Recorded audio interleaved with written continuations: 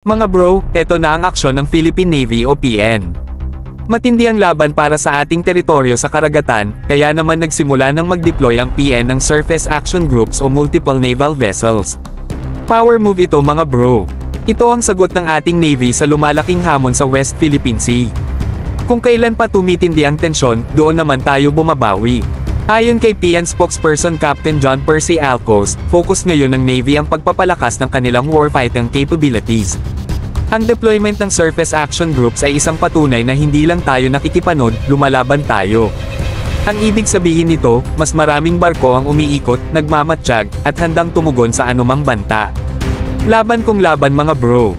Ang tanong, sasali ba ang PN sa Maritime Cooperative Activities, o MCA, kasama ang US Navy o sa balikatan exercises?